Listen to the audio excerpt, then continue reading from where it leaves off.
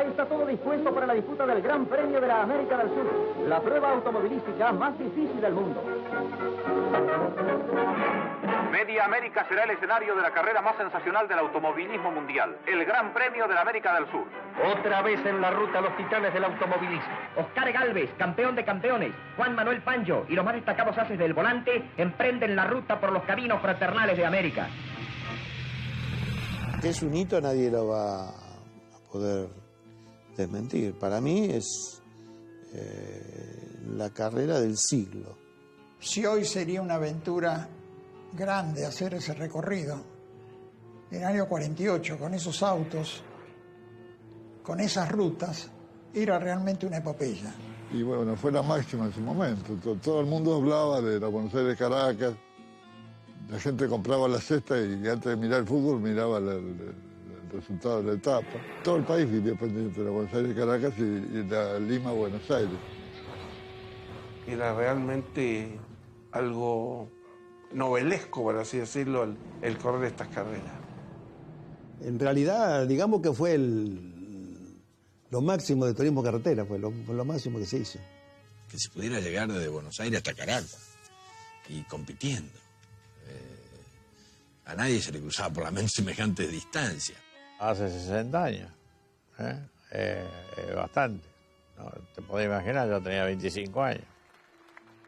Y para nosotros era una aventura, porque dijimos 10.000 kilómetros. Y bueno, vamos a ir. ¿Qué tal? Y bueno, nos prendimos ya en Buenos Aires, Caracas.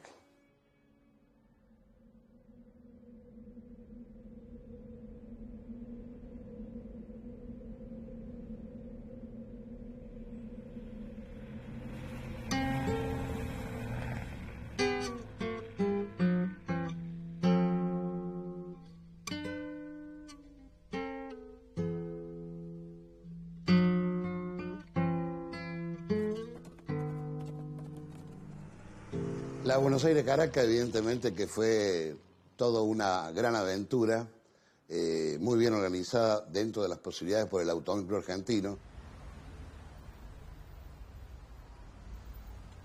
Y eso se podía hacer únicamente con una institución como esta, en esa época. Era imposible de otra manera o que lo haga otra organización.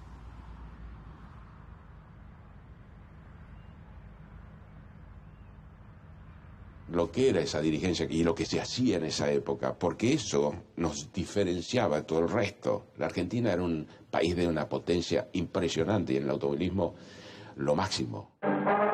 En la sede del Automóvil Club Argentino se realiza una reunión de embajadores americanos con el objeto de cambiar impresiones acerca de la gran justa mecánica a realizarse por las rutas de la flamante carretera panamericana. En compañía del presidente de la entidad, departen amablemente y formulan votos por el éxito de la prueba. Carlos Anesi, que era el presidente del Automóvil Club, hay un libro escrito sobre eso, con las hojas de ruta, todo impreso, una cosa muy bien hecha, y además con fines culturales, ¿no? De unir. Atrás de eso venía la idea de hacer un ferrocarril sudamericano. Ir de Nueva York a Buenos Aires para cubrir las tres Américas.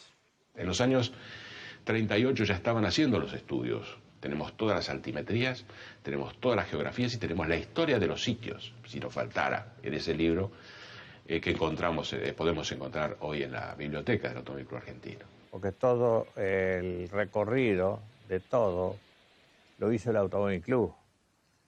¿Cómo? Marcando la ruta. Tardaron como 6 meses para ir y venir. Imagínate que parar, pintar, seguir, parar, pintar. Y justamente con ya la hoja de ruta hecha y demás, tuvieron que suspenderla por un conflicto bélico, una pequeña guerra que hubo entre Perú y Ecuador, por cuestiones de límites. Entonces se decidió suspender. Automáticamente se incrementó la Segunda Guerra Mundial, aunque se habían achicado, ya hacían Caracas-Buenos Aires, se decidió suspender todo hasta el 48. Que volvieron a hacer la hoja de ruta e hicieron Buenos Aires-Caracas. Y así quedó organizado para 1948 el Gran Premio de la América del Sur. Bueno, amigos, estamos reunidos una vez más para hablar de la prueba que ha de realizar el Automóvil Club Argentino. La subdivisión de tramos de Buenos Aires, Bolivia hacia Caracas. Significa esto el recuerdo del deporte de América, en este caso del automovilismo sudamericano, y a los tres grandes próceres que tuvo la historia de América: San Martín, Bolívar, O'Higgins. De Buenos Aires a Caracas y de Lima al punto de partida, los volantes unirán en su esfuerzo las topografías y climas más variados.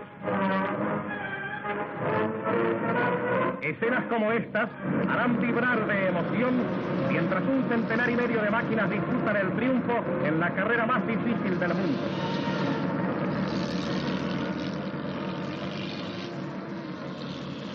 Estamos en el preciso momento en que el ferrocarril se dé paso a la gran construcción de autopistas. Todavía no hay las grandes autopistas, la Panamericana está comenzando, el tramo argentino creo que se comienza a construir por esa época, de modo que también la existencia del gobierno peronista es una fuerte apuesta del Estado a una idea que es tradicional de todos los gobiernos que hacen apelaciones de masas. El deporte abre caminos para la tecnología, para la industria. Para presenciar las alternativas del Gran Premio Internacional de Automovilismo, llegan el presidente de la República y su señora esposa, siendo objeto de cariñosas manifestaciones del público. Perón era un deportista, pero no del automovilismo exactamente. Pero le gustaban los medios mecánicos, le gustaba el automóvil, evidentemente lo veía como parte de la simbolización de la industria en un Estado nacional fuerte, ¿no? Estos son viajes que preanuncian la industria de pavimentación, del combustible. Mejoramiento de caminos, construcción de puentes y apertura de nuevas rutas a todos los lugares de la provincia completan este ambicioso y progresista plan. Otra de las grandes manifestaciones del progreso de la Argentina, con la elevada visión de un gobierno que persigue la prosperidad constante del país.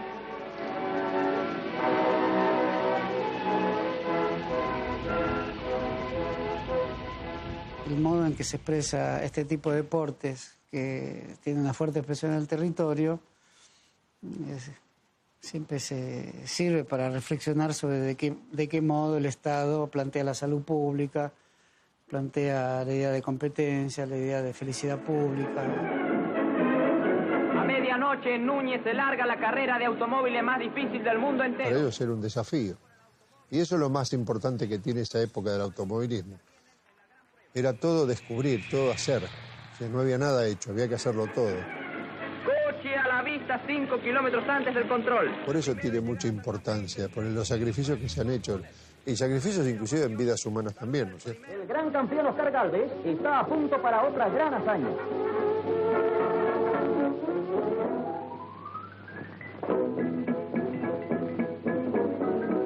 Gálvez era una aventura, porque algunos no tenían plata ni para llegar a Salta, te podés imaginar, en esa época, ¿no? Saliendo de una guerra donde había poco combustible, pocas cubiertas, y que la mayoría, yo creo que nadie hizo el recorrido hasta Caracas para saber por dónde iban a andar. No había la hoja de ruta como ahora. Era correr poco menos que a ciega. Se corrieron con las coupé, algunas 47 que se pudieron traer,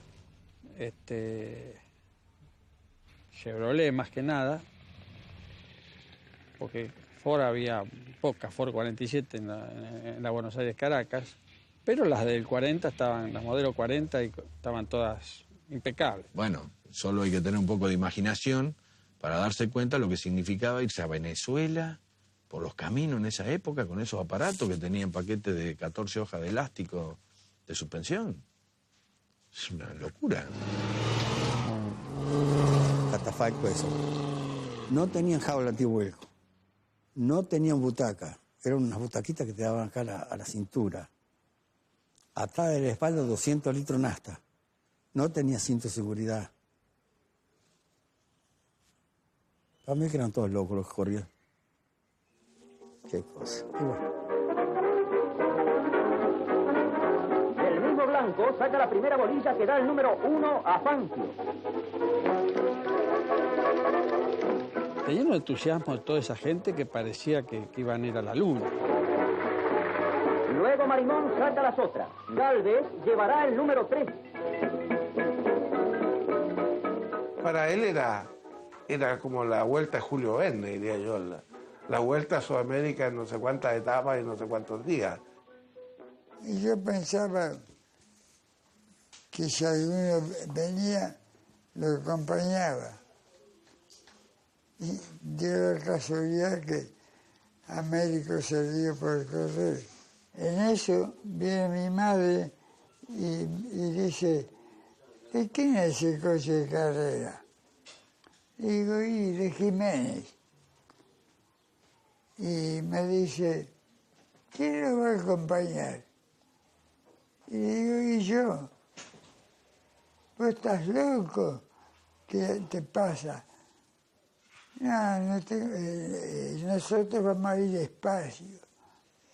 Y se va con mi hermana al fondo y le dice, yo que soy ignorante, yo va a correr una carrera y va a correr despacio.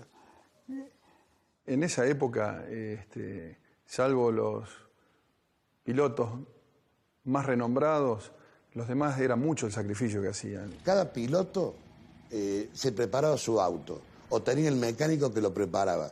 Representaba un pueblo. Uno decía Fangio, Balcarce, Marimón, Cosquín, Oscar Galvez, Buenos Aires. Es decir, se relacionaba el piloto con el pueblo. Además, el automóvil en aquellos momentos era una cosa rara. No había muchos automóviles. Podría haber acá en Buenos Aires, pero en el interior no. Se ve como una cosa novedosa. Todo el mundo se volcaba a eso. El Molde es una ciudad, un pueblito en la época del sur de la provincia de Córdoba. Cuentan que los fines de semana, los domingos, el viejo, para divertir un poco a la gente, volcaba un forá que tenía. Y se juntaba la gente en la plaza, como siempre, y bueno, lo hacían volcar. Le decían, a ver, Ricardo, volcalo. Entonces él iba hasta la ruta y venía a fondo, y cuando llegaba a la plaza doblaba todo y lo volcaba así lentamente. En el Guadal, en la época no había asfalto, por supuesto. Así que ya desde esa época le decían el loco Rizzati. Fangio lo recordaba, cuando él en Balcarce preparaba el auto, los muchachos del pueblo habían hecho una tribunita. Mientras uno se daba mate y otro hacía el asado, venía un acordeonista y acompañaba a Fangio y al mecánico trabajando en el auto de carrera. Eso era común en aquel tiempo.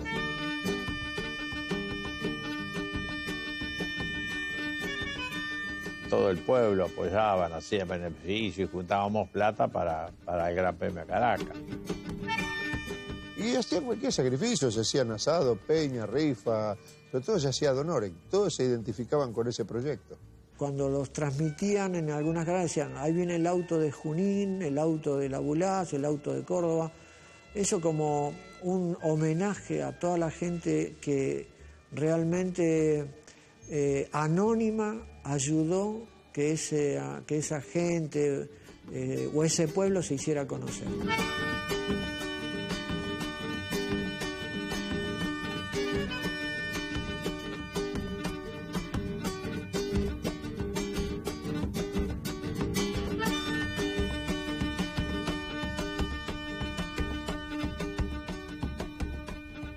Bueno, en aquella época yo tendría cerca de 10 años y sí sabía a través de mi madre que por mucho tiempo el papá se iba a ausentar de la casa. Siempre decía que Dios me ayudara a poder terminar etapa por etapa hasta llegar a la hermosa Venezuela.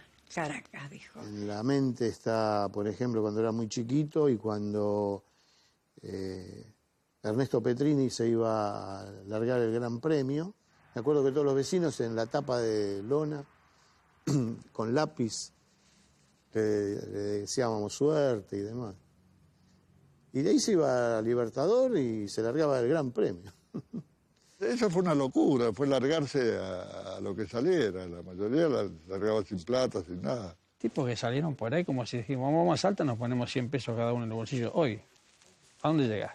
Y los tipos se habían puesto lo mínimo y después, qué sé yo. Altas autoridades de la nación, dando la salida así, la bienvenida a los corredores que de otros puntos del país, como así también del exterior, se han formalizado en su inscripción para participar en el más grande certamen de la América del Sur. Yo tengo la impresión que en gran medida él pudo participar con la ayuda del gobierno argentino, que financió la carrera, la Fundación Eva Duarte de Perón y de Domingo Perón, hicieron un aporte muy importante para llevar esta caravana de autos por Sudamérica. Y me imagino que la amistad personal que él tenía con ambos le permitió, lo subvencionó en alguna medida para poder correr. Y Yacimientos Petrolíferos Fiscales, YPF, puso toda la nafta que los corredores iban a necesitar a disposición de ellos gratis. Entonces es digno de mencionarlo.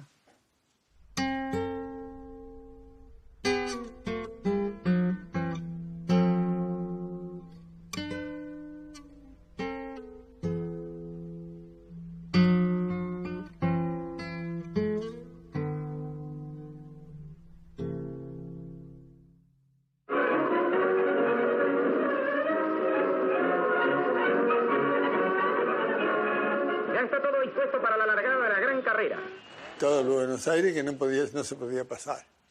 No se podía pasar. A muchos les molestaba muchísimo. Y bueno, y andaban los milicos a caballo, estaba soto con la gente. Porque si no, no íbamos a largar. 100 y pico de autos. Estaba, qué sé yo, 3 horas o 4 horas. Con intervalos de segundos, corredores latinoamericanos emprenden la marcha hasta Caracas, en una competición que da renovadas energías, habilidad y patriotismo para vencer obstáculos muchas veces insalvables. Sí, recuerdo que fuimos con mis padres y unos compañeros de colegio, estaba en segundo año yo, y fuimos a la largada a las 12 de la noche. En el Automóvil Club había el Libertador.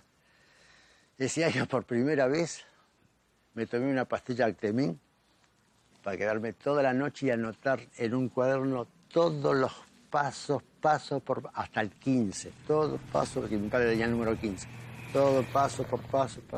Ya se está disputando el Gran Premio de la América del Sur. La Gran Buenos Aires-Caracas. 14 etapas, 14 jornadas. Se acercan a Oscar unos hinchas que le dicen que se iban a parar antes de Pilar y que habían jugado un asado a mano de Oscar contra los hinchas de Fangio, a que en Pilar iba a cruzar primero Oscar que Fangio. Fangio largaba en ese momento adelante, largaba con el 1. Y Oscar, con su forma tan gesticular de moverse y de decir, les dice, listo, yo llego primero.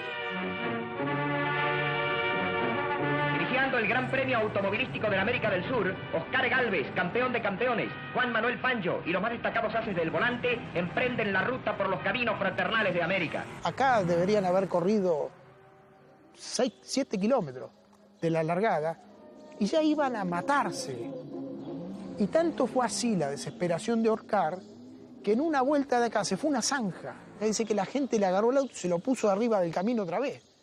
De los hinchas, de la desesperación, decía, ¿cómo se va a quedar Oscar acá a 5 kilómetros de la largada?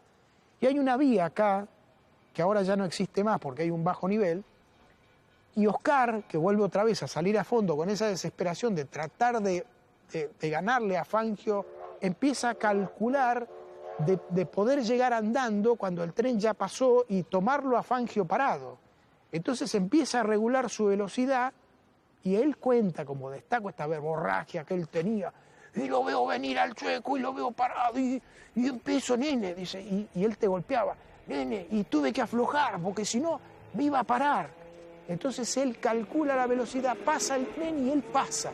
Y Fangio, entre que arranca, sale atrás y desencadena en esos pocos kilómetros hasta Pilar una lucha a muerte y consigue ese logro que le agradecieron los hinchas toda la vida de haber conseguido ese asado. Amigos oyentes, consignar que lamentablemente ya se ha producido el primer abandono, la primera deserción de esta competencia y que se produce a escasos 3 kilómetros del punto de partida, que fue frente a la sede social y central del Automóvil Club Argentino en la avenida Alvear 2750 de la capital federal. Esteban Sokol, en una mala maniobra, se ha llevado una columna de alumbrado por delante y su coche en malas condiciones no puede proseguir en carrera. Estaba todo cerrado, contaba mi padre, estaba todo negro por el público, y de repente el público se abría y en vez del camino había una plaza, no sé, o había un árbol. En el caso concreto de papá, él fue uno de los últimos, eran 141 autos anotados, él era el 138, y él me dice que ni bien salieron ahí por la zona de Palermo, por ahí ya tuvieron un inconveniente muy serio, la gente se le cruzaba porque ya habían habilitado el tránsito, tuvo que tirarse hacia la banquina y dieron con el tren delantero ahí, rompieron freno. Bueno, para reparar todo eso estuvieron como 5 horas, reparar entre comillas, porque quedó el auto medio torcido y así todo pudo clasificar en esa etapa. Pasan por Tucumán. Lo pintoresco del paisaje da una idea de la variedad de ambientes por los cuales atraviesan los volantes y lo accidentado de la ruta. De Buenos Aires hasta el final de etapas tenía gente. A la 1, a las 2, a las 3 de la mañana, a las 6 de la mañana, gente al borde de la ruta, siempre. Está por finalizar la primera etapa del Gran Premio de América del Sur. Los punteros estarían arribando, o para mejor decir, arribarán de un momento a otro al término de la misma, que es la capital de Salta. El aguilucho Oscar Alfredo Gálvez se indica estar presente como más probable vencedor. En su persecución denodado Domingo Marimón, el popular Toscanito. Por su parte, el barcaseño Fangio, completamente retrasado por inconvenientes de carácter mecánico. Te podés imaginar que se largaba de noche y al otro día llegábamos a Salta. Los autos no caminaban a la velocidad que caminan ahora, te podés imaginar que los autos más veloces caminarían 150 kilómetros. Algunos tuvieron 24 horas de andar arriba del auto de carrera sin parar.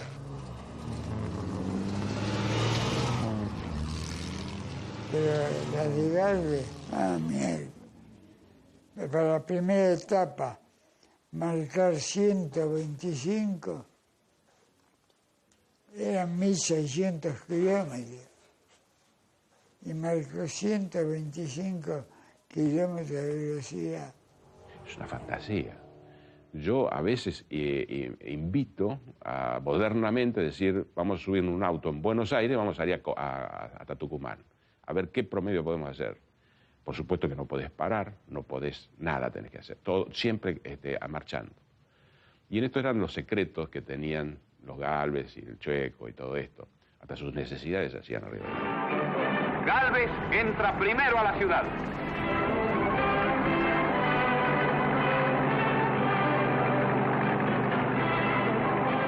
Salta, al término de la primera etapa, con Oscar Gálvez en la punta. Marimón es otro de los animadores, pero esto es solo el comienzo. Los muchachos están dispuestos a batir todos los récords hasta Caracas. América del Sur asiste emocionada al duelo de los titanes que abren nuevas rutas a su progreso. Cuando llegó a Salta, la gente le decía, Perazo, vos no podés correr con este auto, dice, es una cosa de loco. Fangio lo había visto y le decía al acompañante de mi papá, Perazo está mal de la cabeza, dice, no puede andar con ese auto, dice, es una barbaridad. Dice, parece un perro ancado, le decía Fangio, esas son las palabras. Le decía, el auto de Perazo parece un perro ancado. Quería decir que un perro torcido, así que le dolía y que iba medio torcido, ¿no? Cuando llegamos, fuimos al regimiento. Nos daban de comer, pero nos atendieron bien. Lógicamente tenían muy poco tiempo para compartir, pero siempre estaban en los barrios comiendo juntos. Y estaba la noche de gala. La noche de gala que era la noche de fiesta para ellos. Había una orquesta. Y le dije a médico, sabe tocar el bandoneón. Y bueno, me dieron un bandoneón y toqué en la orquesta.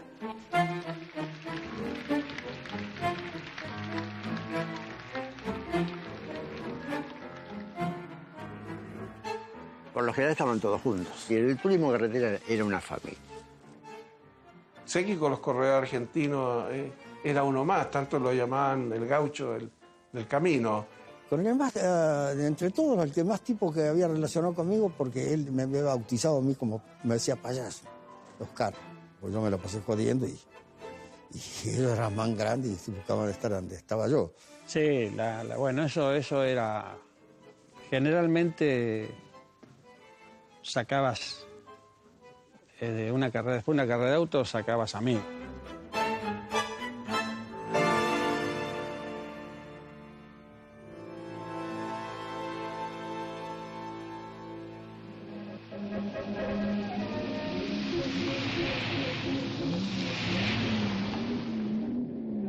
A partir de esta primera etapa, ya la segunda etapa lo tienen en la general a Oscar y Juan en primero y segundo lugar.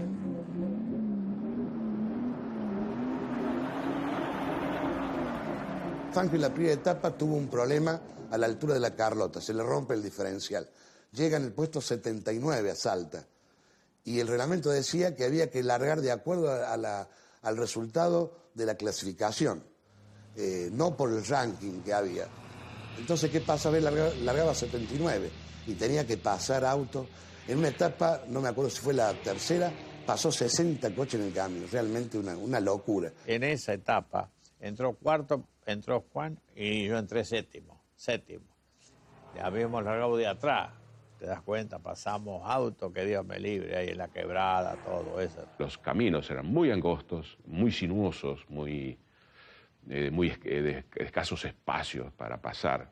Y entonces también en eso se perdía Fangio mucho tiempo.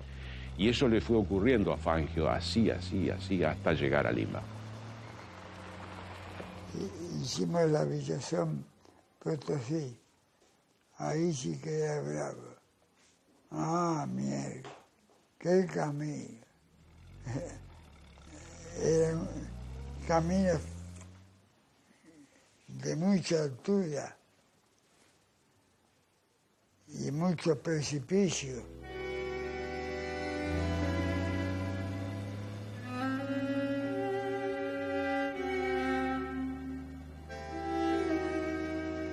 Creo que fue en Camargo, la localidad donde fue ese accidente.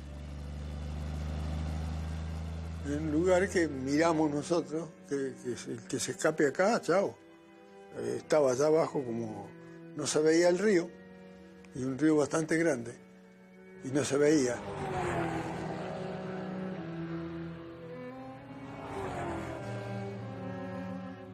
Se fueron como 500, 600 metros. Pero a pique, porque había una curva. Y un coche dejó polvadera. Y se fue. Iban quinto, ya cuando se cayeron, iban quinto. Ya, así que me imagino que irían un poco medio rápido. En todo ripio, imagínate, vendrían medio fuerte, frenando arriba al ripio actualmente, con los vehículos modernos que tenemos, no frena, imagínate con esto, lo que era esto. Y ahí en la curva, bueno, pasaron de largo. Creo que el sentido, o lo que la gente más rescata en Chacabuco es que no importa si llegaron o no, lo que importante es que lo intentaron. Lamentablemente yo no conocía a mi abuelo, es una de las cosas que más me da lástima por un lado, pero sé que a la larga, con lo poco que sé de su historia y de esta carrera, es como que de alguna manera me enseñó a, por un lado, a ser valiente y por otro lado a luchar por lo que uno quiere, ¿no? De alguna manera, aunque no lo conocí, yo siento que eso lo conservo.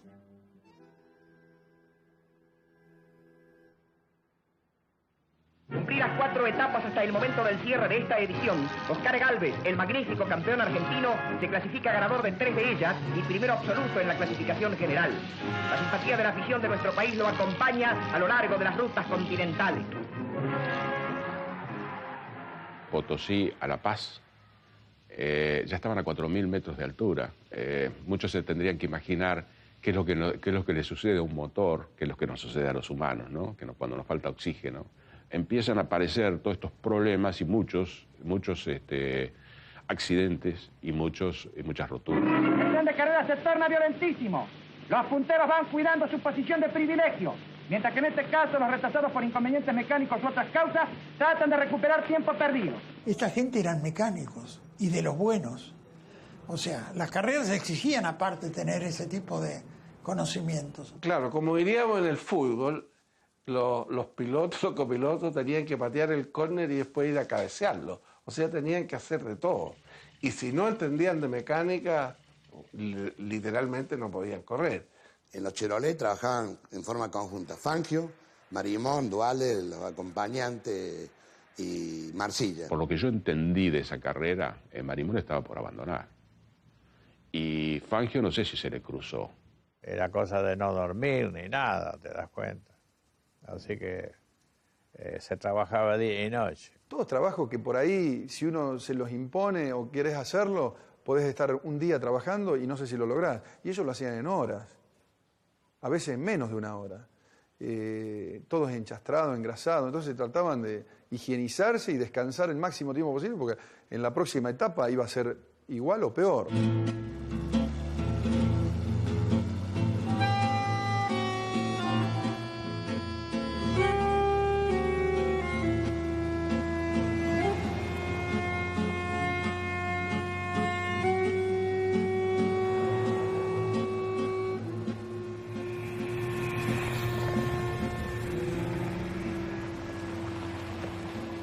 Domingo Marimón cuidando su privilegiada posición y el valcarceño Fangio en busca de los punteros.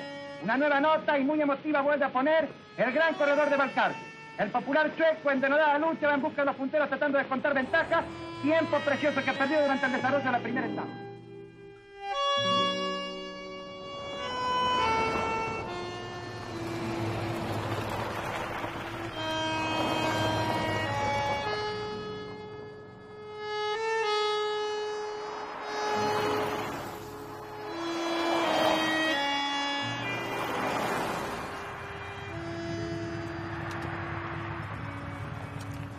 Muchos de ellos ya habían quedado en el camino sin auxilio, sin nada, porque nadie los podía ayudar. El dinero se les había terminado. Entonces ya los corredores habían decidido que el Gran Premio se terminara en Quito. Era imposible ir a Caracas así. En Lima tuvimos 3 días, pero habían 10 con plata como para seguir. Hubo tipos que han vendido el auto y se han vuelto, porque no tenían plata para arreglarlo. Le daban por ahí 1.000 pesos y con eso se pagaban el pasaje de vuelta y se volvían. Perón había mandado un avión en el 48, mandó un avión con una valija, con plata, con moneda argentina que en ese momento valía, y empezó a dar. Ya sabían quiénes podían y quiénes no, ¿no? Cuando ellos estaban desayunando, les dieron la noticia. El telegrama que mandó Perón, si mal no recuerdo, decía: páguese a todos los pilotos intervenientes en este Gran Premio todos los gastos, sin tener en cuenta la nacionalidad de cada uno. Firmado Juan Domingo Perón. Pero hasta ahí nosotros, hasta Perú, que faltó la plata.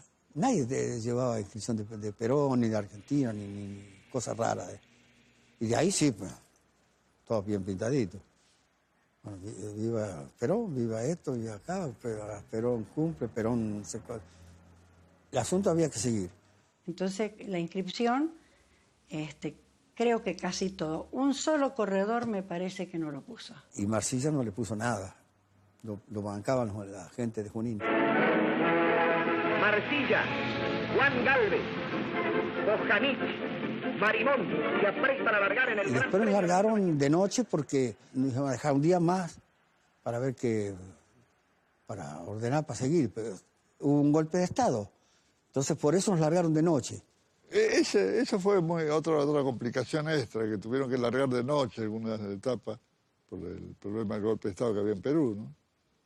Y bueno, eran los problemas que había en aquella época en América del Sur, que son casi los mismos que tenemos ahora, ¿no? No ha cambiado mucho. Tensión en Perú. Fuertes presiones de algunos sectores económicos de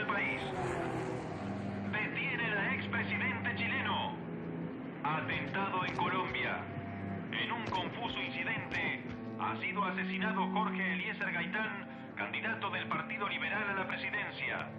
El pueblo de Bogotá ha salido a las calles exigiendo la renuncia del presidente conservador Mario Ospina Pérez. Hoy Latinoamérica ha sufrido un nuevo golpe a la democracia. Con el apoyo del sector agroproductor, el militar Manuel Odría toma el control del gobierno peruano. En medio de la carrera de automóviles, se produce el golpe del general Odría. Odría que tomó el poder y ejerce una dictadura bastante fuerte, ¿no? Contra la APRA, que estaba proscripta, Alianza Popular Revolucionaria Americana. Él había creado Víctor Raúl Haya de la Torre. Víctor Raúl Haya de la Torre decía que las grandes ideologías revolucionarias del mundo, el marxismo por ejemplo, debía ser adecuado a la realidad latinoamericana. Yo creo que es una época muy interesante donde los pueblos están buscando un camino. Se cruzan a veces las oligarquías que generalmente se han preocupado en algunos países, no en todos, pero en algunos países se han ocupado de controlar a la fuerza militar.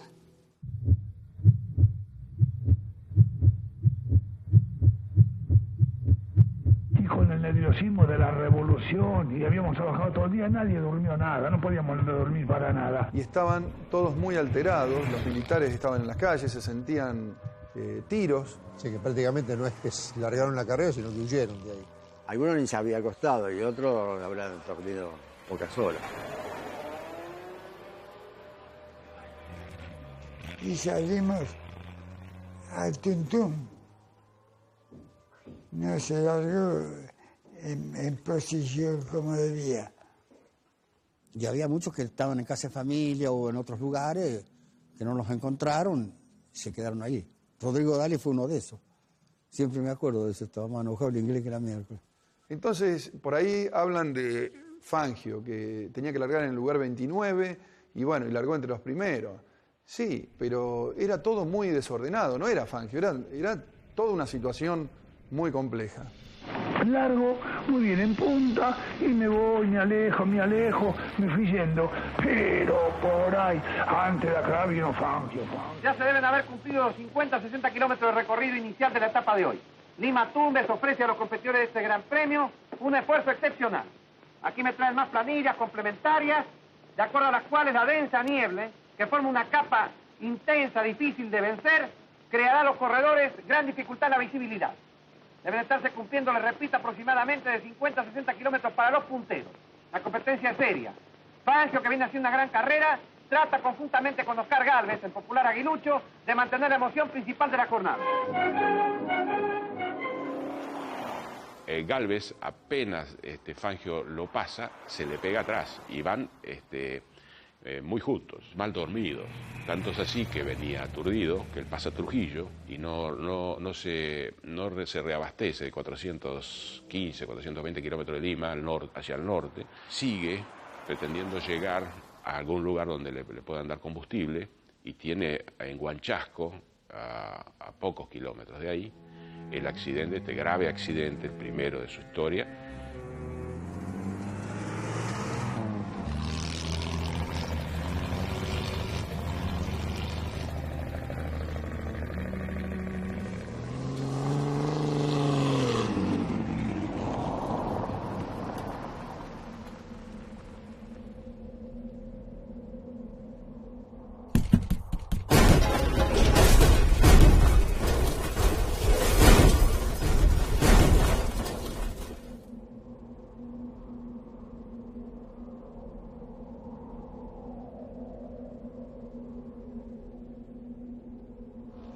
Y cuando volcás y nadie habla, te entristeces porque decís, aquí pasó algo. Que el Chueco creía que estaba vivo todavía, que nunca pensó que se había muerto.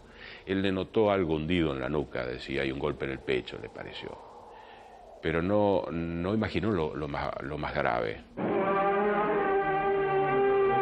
En una hondonada de las montañas del Perú, Fangio se enfrenta con la adversidad. Urrutia, su acompañante, pierde allí la vida. ¿Cuándo se imaginan nos imaginaban los que escuchábamos por radio, de que era una montaña, se desbarrancaron como se desbarrancaron en el 40 los hermanos Gálvez, 200 metros. No, esto no le ocurrió a Fangio. Fangio volcó en un terraplén que no tendrá más de 1,70 m. Fangio ha ido ahí a poner en la cruz que hay y que recuerda la muerte de su acompañante, poner sus flores.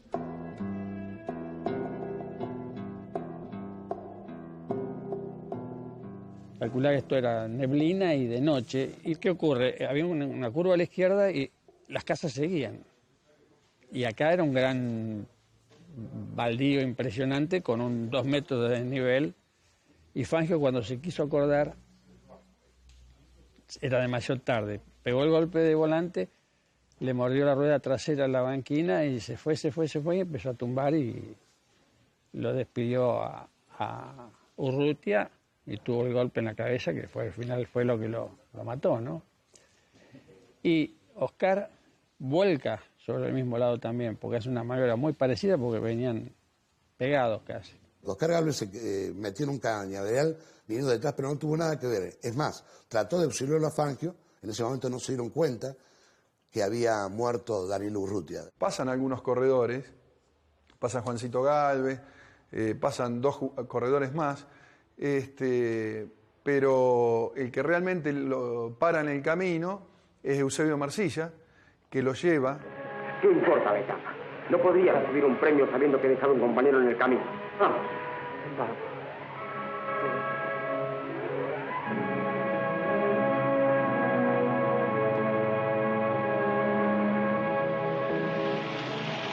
Bueno, pierde minutos, pero bueno, lo lleva a Fangio al hospital, en Trujillo fue, y hasta que Fangio le decía que se fuera, que se volviera rápido a la carrera para no perderla, y no se va hasta que no lo ve que está más o menos bien. Él se volvió porque el pueblo estaba para atrás, no para adelante, más cerca. Así que se volvió atrás a llevarlo a Fangio y internaron ahí. El otro ya sabía que estaba muerto, así que cargó los 2 y se los llevó allá. El caballero del camino, qué personaje, Eusebio. Oh. Fangio, mucho se ha hablado acerca de su estado físico. Para llevar la tranquilidad a todos los aficionados al deporte automotor, ¿nos puede decir cómo se encuentra? Sí, perfectamente. Solo espero una oportunidad para afianzarme con bravos rivales. Y gane o pierda, dedicaré este esfuerzo al gran camarada Urrutia, hermano en la buena y en la mala. En nombre de todos, Fangio, muchísimas gracias. ¿Te imaginas? Se trataba de Fangio. Y se trataba también porque ya eran que habían chocado, no que lo que había pasado en realidad. Había que en una curva chocaron Fangio y se mató Urrutia. Los teléfonos no paraban. Se noveló mucho mal. Y bueno, las noticias buenas no pasa nada, pero las malas producen interés, ¿no? La gente es mala, no le gustan las cosas buenas. Oscar Gálvez, el magnífico campeón argentino y primero absoluto en la clasificación. Juan Gálvez se acerca, unido, los coches llegan a la meta. Tadeo Talía, el veterano que siempre figura. Ahí cruzamos, fuera de carrera, hasta embarcar los autos en un planchón de esos grandotes, los cruzaron. Ya había una foto en el gráfico, de estaban todos los autos arriba del planchón ese. Y del otro lado, largamos otra vez. Ahí en Ecuador creo que fue.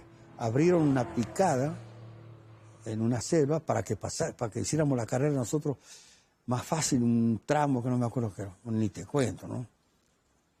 Yo me había conseguido una gorrita de un tipo que me la regaló, era una gorrita marinera esa, ¿viste? De los tipo pirata, de esa.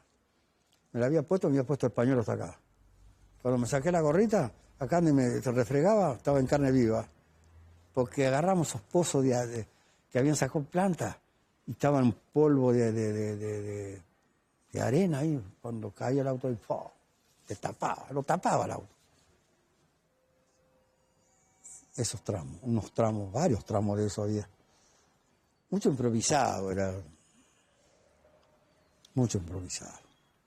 Aquí en este caso son peripecias donde está la selva, donde están estas rutas polvorientas, está la parrilla de esos automóviles que parecen quillas de viejos veleros del siglo XIX. O sea que todo eso es muy, muy atractivo. Para mí es atractivo recordarlo como lo escuché en la radio de fines de los 40, cuando yo era chico. En el Automóvil Club Argentino todo es febril actividad. Desde allí se sigue metro a metro y minuto a minuto el Gran Premio Internacional de Automovilismo. El señor Borgonovo, director de la prueba, tiene el control de las planillas. Toda esa organización extraordinaria permite a Latinoamérica seguir la prueba automovilística a través de la brillante... Se escuchaba la radio todo el día. Pasabas caminando por una vereda y de la casa salía la transmisión de la carrera, ¿no? Puedo recordar la radio en el fondo de mi casa, de algún modo imperfecta, por eso decía el sonido oxidado. Que cada tanto le teníamos que golpear porque perdíamos la onda, porque no eran radios de ese tipo capillita. Teníamos la antena atada a la soga de donde mi vieja colgaba la ropa para que agarre mejor. Yo en mi caso escuchaba que quería que ganara Gálvez a toda costa porque era mi ídolo en ese momento, ¿no? Media América será el escenario de la carrera más sensacional del automovilismo mundial, el Gran Premio de la América del Sur. Emelco, presente en la magna competición del motor, envía a su cameraman con el grupo de periodistas y fotógrafos que sigue el desarrollo de la carrera por toda la ruta. En ese momento la avioneta que seguía un coche, la profunda gratuidad que parece tener todo esto, porque una avioneta es un riesgo también, va a seguir un coche que es un riesgo. Porque las carreras de turismo carretera en realidad se corrían por radio. Si no hubiera radio, sería muy triste para un espectador ver un auto que pasa, al rato pasa otro y no se sabe. O sea que el relator radial es el que inventa la carrera. No es que le inventa, sino le da la emoción, que los tiempos, que el cronómetro se acerca y no se acerca, ¿no es cierto? Bueno, era todo un show que montaba Sojí, que era un experto.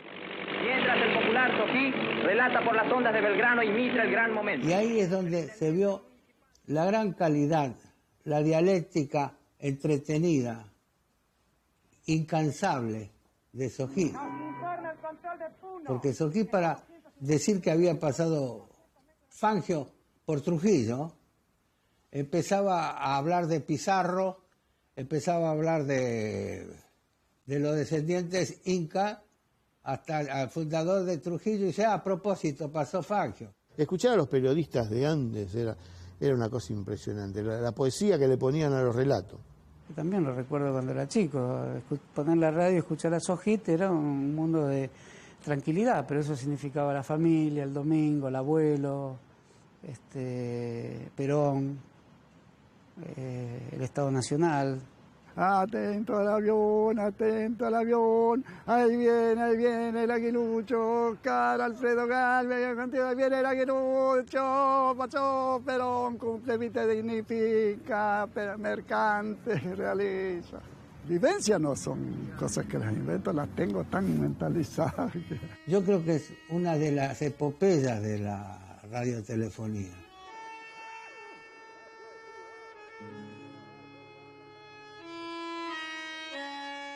Me acuerdo de eso, me hace acordar mis años de locura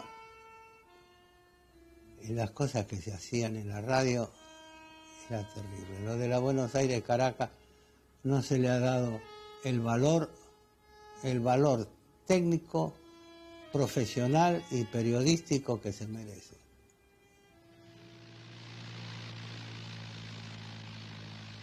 Disfrutando el Gran Premio de la América del Sur, la Gran Buenos Aires-Caracas.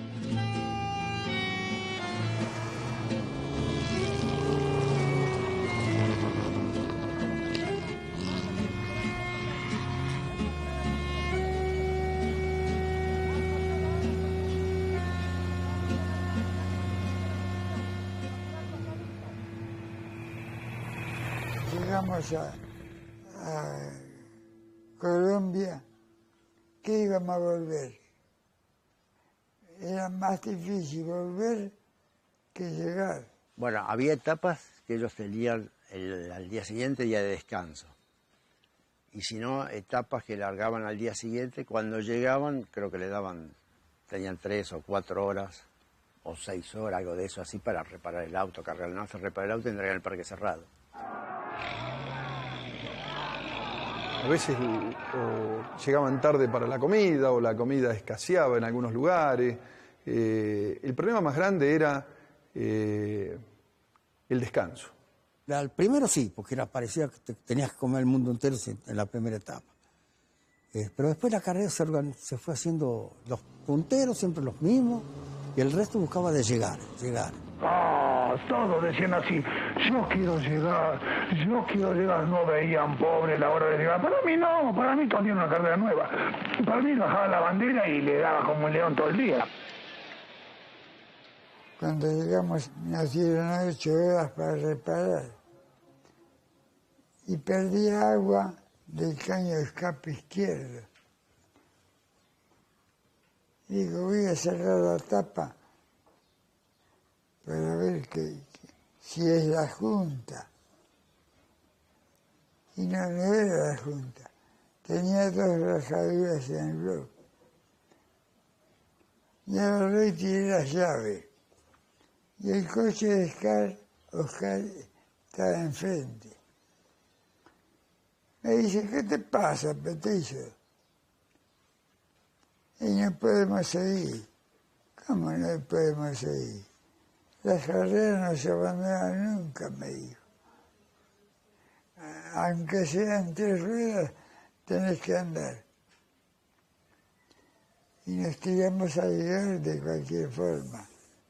Tiene mucho más mérito ellos que los que llegaban antes, muchas veces. Llegar de cualquier manera, aunque sea empujando el auto. Llegan. No, el asunto era llegar y dar la vuelta. Por eso lo dijo Fangio una vez. No es cuestión de llegar primero, sino saber llegar. Y en una parte de Venezuela entramos a subir.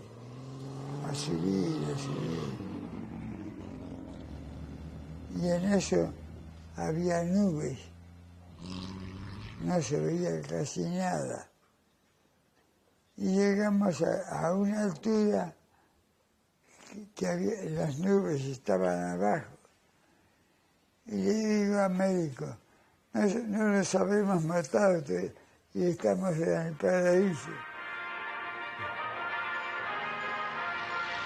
La punta continúa reñida. Los hermanos Gálvez encabezan la carrera seguidos de cerca por Marimón. Y cuando se iba a alargar la última etapa, Oscar lo agarra a Juan y le dijo, mira Juancito, nosotros tenemos ganado la carrera. Vos en una etapa no me vas a sacar la cantidad de horas que yo te saqué a vos. Entonces yo voy a ganar la carrera y vos sos el segundo. Entonces no ganés la etapa. Comprometete a que vas a andar a una velocidad razonable, prudente, para no gastar el auto y poder llegar los dos. Hasta ahí la carrera era Oscar, Juan y Marimón. Hasta ahí. Era una carrera que no la podía perder, aunque llevaba horas de ventaja. El aguilucho sigue punteando en la clasificación general. Marimón es otro de los animadores.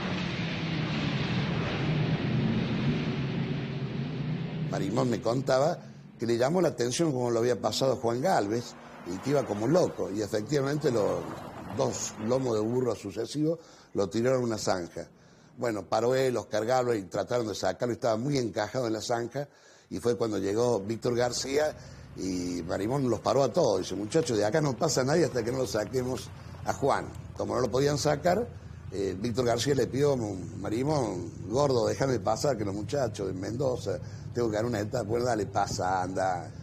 Pero lo que ignoraba Marimón era que había un premio de $25.000 al primero que llegaba a Caracas. Detalle que conocía también el mendocino Víctor García. Mientras tanto, el público vive las emociones que depara esta magna competencia. Oscar, Aquí viene el él por sacar a Juan, reventó prácticamente el motor. No lo puede sacar de ninguna manera, le quedó el sentido del cigüeñal y el Ford, según donde esté roto el cigüeñal, puede andar en 4 cilindros pero con muy poca fuerza. Entonces andaba y cuando llegaba a la altura, tenía que hacer fuerza, no podía.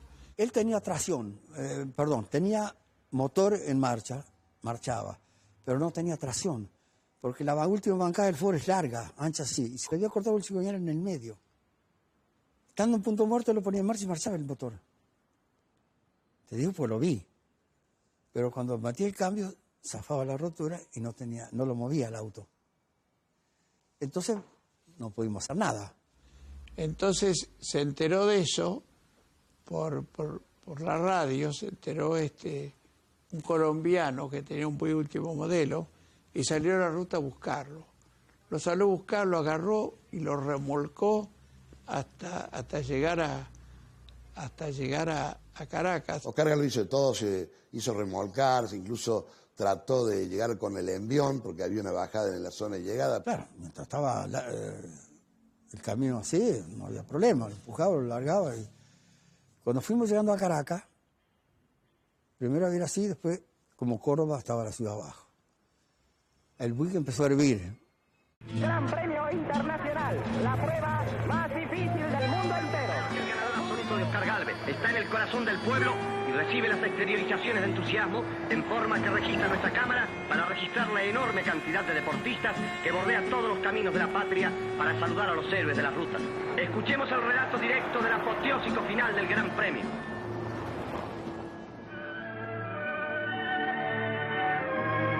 Sensacional primicia del noticiario panamericano recibida por avión.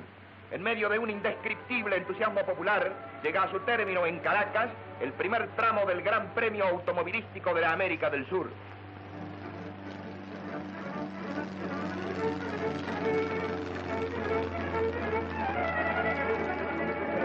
El primero en llegar a la meta, el coche de Víctor García, número 17, vencedor de la última etapa, la de los más dramáticos e imprevistos desenlaces. Marimón, con el número 12, se acerca al punto de llegada. El bravo corredor de Cosquín, favorecido por la suerte en el último tramo, saca partido de la situación y gana la carrera según el veredicto de los jueces. Lógicamente había que esperar más de 2 horas y media hasta que llegara Oscar Galvez, que era la ventaja que le llevaba prácticamente a Marimón. Y bueno, hubo todo ese problema de la descalificación y ahí se entera Marimón comiendo en la casa del concesionario General Motors de Caracas de que había sido el ganador. Recordemos que Oscar le llevaba 2 horas y media a papá y 5 horas a Marimón. O sea, había mucho tiempo para organizar cómo llegar a esa etapa. Si podía o no ser empujado, si podía o no llegar, cruzar la meta andando.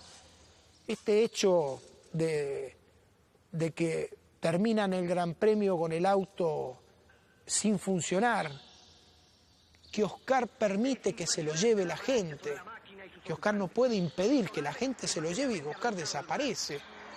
El comisario deportivo que le dice al acompañante, mire, los tengo que desclasificar porque cruzaron la meta con el auto sin funcionar.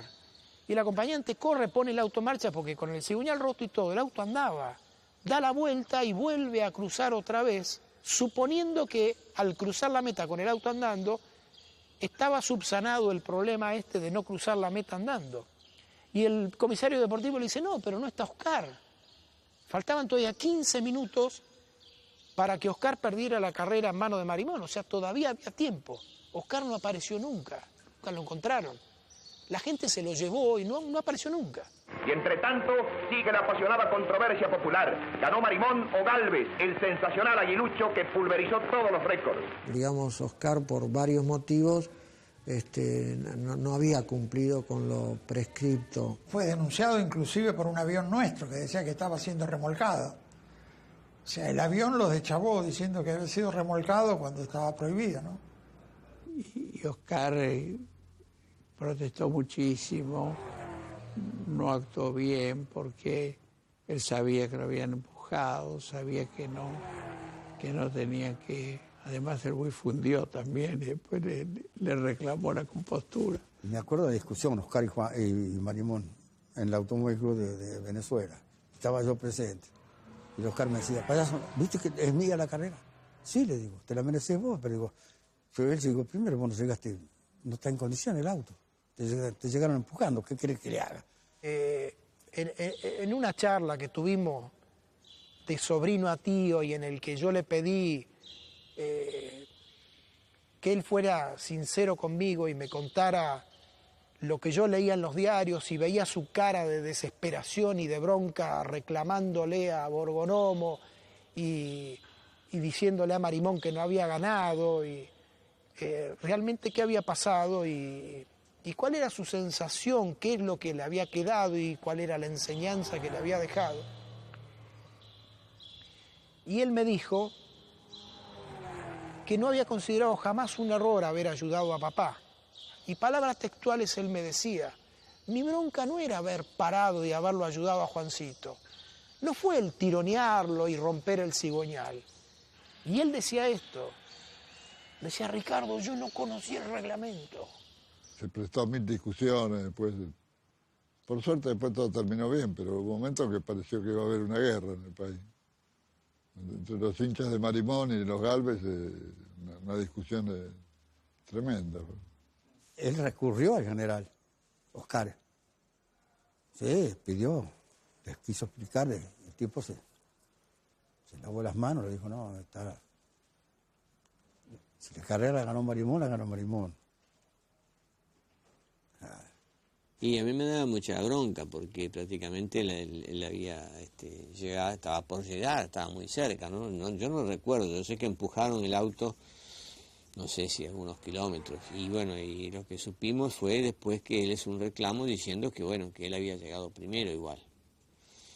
Y se dirigió a Perón, lo cual en mi familia, que eran casi todos sarmientinos y radicales, salvo mi viejo, decían que tenía que haber Perón, que había perdido, que eso era ilegal, qué sé yo, ¿no es cierto? Porque se trasladaba, era una sociedad muy dividida, se trasladaba toda la cuestión, ¿no es cierto? La cuestión Gatica-Prada, por ejemplo, era una cuestión peronismo-antiperonismo, una cuestión de enfrentamiento entre dos sectores, ¿no? Pero está bien pensar que una carrera suscita emociones en relación a cómo se divide una comunidad nacional. Dicho en última instancia, es un hecho ideológico, una carrera que solo parecería algo que enciende la pasión de los tuercas, ¿no? Yo lo entiendo, Oscar Galvez, fue la desesperación de venir ganando una carrera tan extensa, tan dura, con mucha ventaja, y por ayudar al hermano se queda en el último tramo. Los de Caracas, los Galvez la perdieron, una audacia, y Marimón la ganó, pero la Marimón la merecía también, sí. Marimón con Fangio eran socios para esa carrera. Habían hecho ese acuerdo. Nada contiene el entusiasmo de los aficionados ante el vencedor de las llanuras y las montañas. Y bueno, cuando terminó la carrera, le llevó la mitad del cheque, que en realidad se repartió en 3 partes, con Duhalde, el acompañante, y le llevó a Fangio la parte del pozo, que Fangio se sorprendió, le dijo, yo abandoné. Y Fangio no se lo quería aceptar, dice, yo me accidenté, abandoné. Dice, vos no me hubieses dado esta plata si hubiese sido vos el ganador. Y le habrá dicho que sí, el Chueco. Dice, bueno.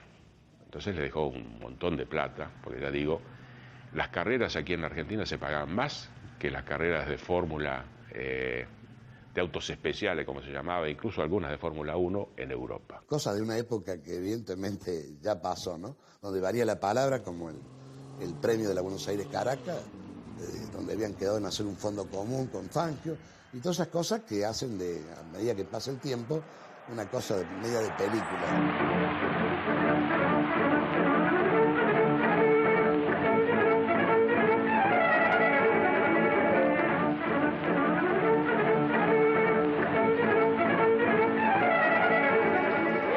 De Eusebio Marcilla llega a Caracas después de un impresionante tren de carrera y de extraordinaria regularidad en el esfuerzo. ¿Y quién le llega atrás de Marimón? Eusebio Marcilla. ¿Y a cuánto tiempo? A 12 minutos. ¿Qué quiere decir esto traducido? Que si él no hubiese auxiliado a Fangio, el ganador hubiese cambiado la historia y el ganador hubiese sido Eusebio Marcilla. Además, en el caso de Eusebio, aparecen todos estos valores juntos, ¿no? Lo que significó Eusebio en su gesto en esta carrera, en haberse detenido para auxiliarlo a Fangio, bueno, y a Urrutia, haberse desviado, haber perdido tiempo, pero sobre todo haberse entregado por su amigo, por su compañero de ruta. Es el mismo que auxilió en aquel accidente de 200 metros de la caída de los hermanos Galvez. Porque era la de él eso. él lo hacía, lo de corazones. Él un poco más si hubiera tenido que abandonar la carrera, la abandona. Así no te olvides que salió segundo. Y era mucha plata, porque el premio de la carrera eran 100.000 pesos. Hoy que habla 100.000 pesos, no sé si compra chicle. Bueno, pero una coupé nueva valía 11. Era un premio. Yo no sé cuánto habrá perdido Marsilla en hacer ese gesto que le valió ser denominado el Caballero del Camino. Pero sí sé que la ida a Caracas la perdió por 13 minutos. Se supone que tardó más en hacer esa ayuda solidaria. Quiere decir que es uno de los ganadores morales de la Buenos Aires-Caracas, fue Eusebio Marsilla. Qué hombres, ni te cuento. Qué personaje. Daba gusto hablar con el tipo.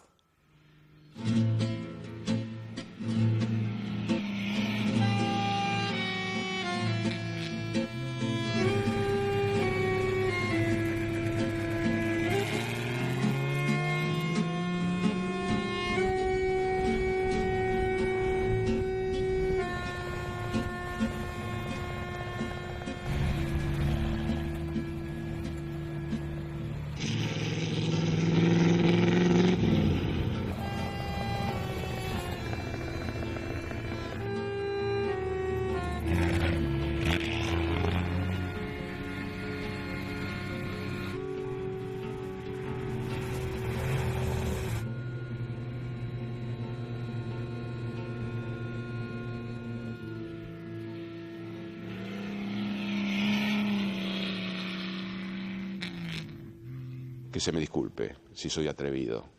No estoy hablando de un héroe de una batalla épica, ni de los que clásicamente nos enseñan en la escuela. Pero hay cierta heroicidad en lo que ellos hacían.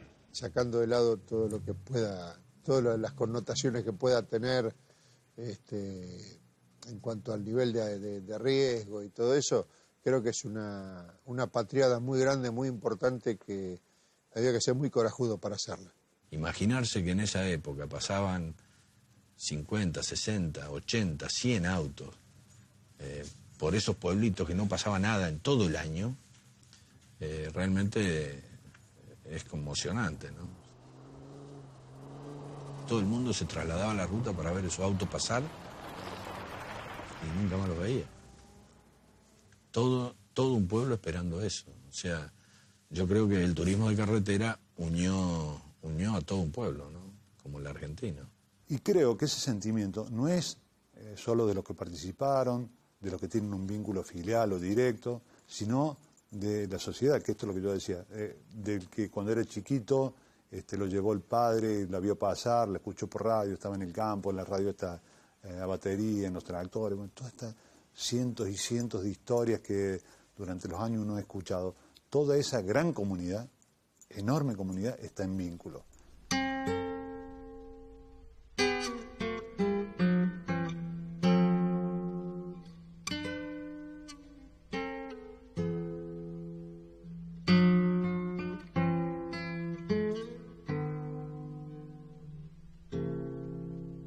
Esa es otra linda analogía. No por casualidad también se le ocurre ir. Hay un mundo posible a extraer de ahí. La vida popular de esa época imaginaba un tipo de elaboración basada en la justicia, en una sociedad más vivible, en una consideración sobre la relación entre el hombre, la técnica y la naturaleza más manuable. Es buscar el hombre nuevo, es decir, el hombre que se libere, no solo que la cuestión, en eso el Chelo decía claramente, la cuestión no es solo darle de comer a la gente, no es solo sobre el problema alimenticio, es que la gente se sienta persona, se sienta protagonista. Entonces es probable que esta carrera, en fin, muchos años después, tomada hoy, signifique eso en la imaginación pública, ¿no? Pero de todas maneras forma parte de un lindísimo mito, porque es un mito que evoca palabras que tienen su revalorización evidente: Caracas, automóviles, las rutas. Es un proceso de avance popular que a veces, bueno, la historia son júbilos y son sollozos. Los pueblos Yo creo que son los protagonistas de la historia, y creo que la única historia que se puede explicar algún día, se explicará bien en los colegios, es que el pueblo es el protagonista de la historia, el pueblo con Moreno, el pueblo con Dorrego, el pueblo con los montoneros federales, las chumas irigoyenistas, los cabecitas negras peronistas, el cordobazo, todos estos fenómenos, ¿no? Me parece.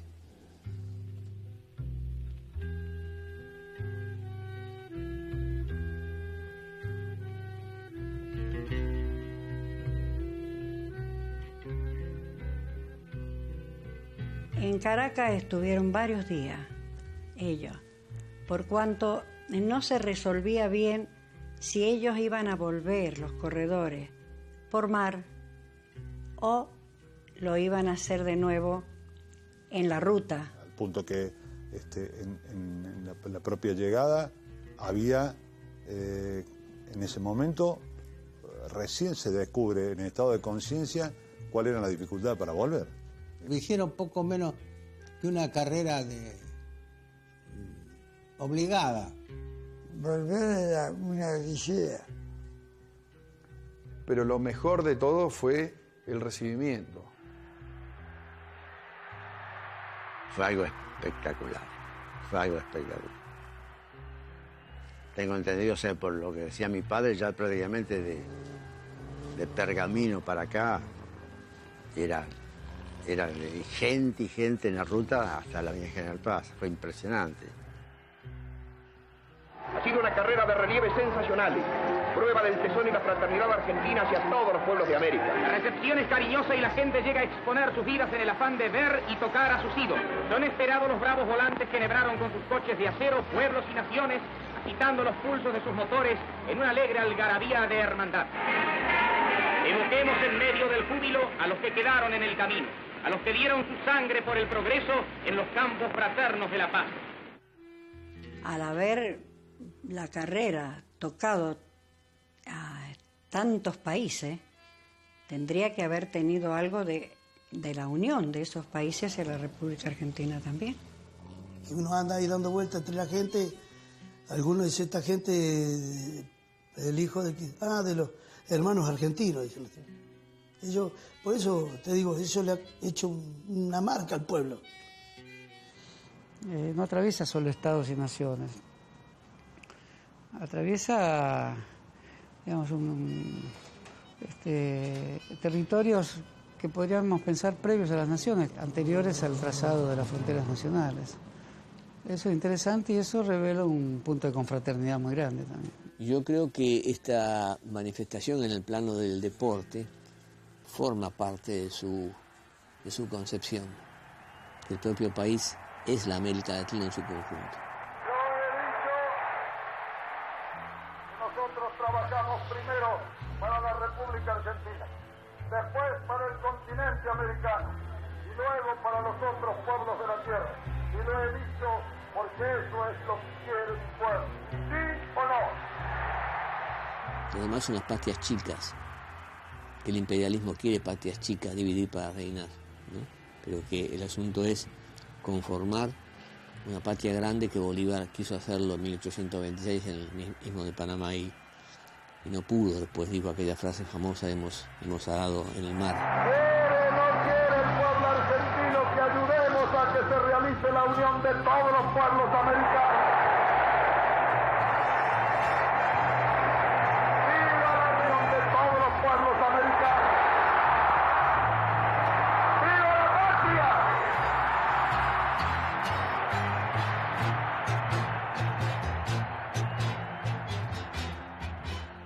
Que en realidad, si uno quisiera hablar de esta carrera automovilística, en realidad lo que está expresando de un modo u otro, lo que uno podría decir como el simbolismo, sería la necesidad de unidad.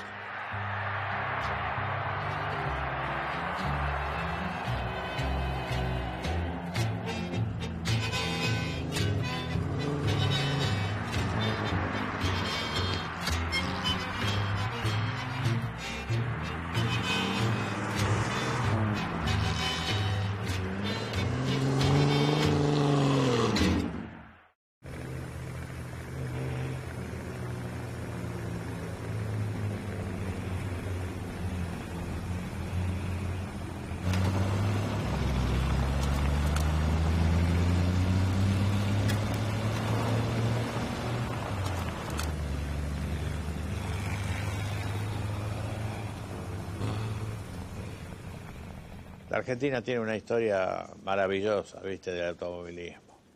Y para mí fue un boom, porque eso no va a ser nunca más.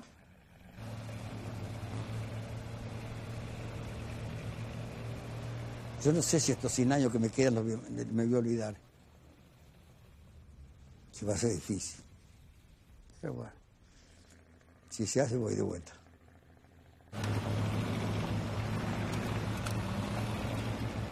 Mira, significa todo, porque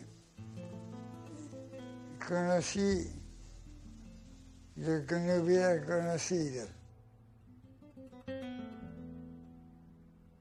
Y para nosotros era una aventura, porque hicimos 10.000 kilómetros. Y bueno, vamos a ir. El asunto era llegar y dar la vuelta. Por eso lo dijo Fangio una vez. No es cuestión de llegar primero, sino saber llegar. Las carreras nunca se abandonan. Aunque sean 3 ruedas, tenés que andar.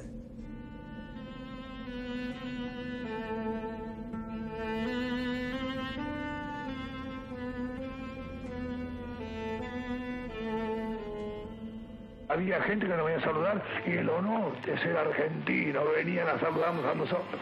Y ponían letreros que decían arriba los Che, arriba los Che.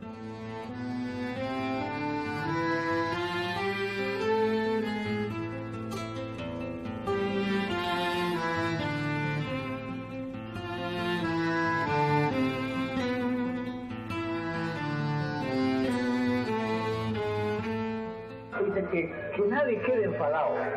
Y aconsejo como pienso, que el hombre vale por dentro, pero de afuera es comprado. Por plata queda juntado no te sientas cordilleras, porque la vida rutera aquel que se cree muy grande, se pone al lado de los Andes y en un enano cualquiera.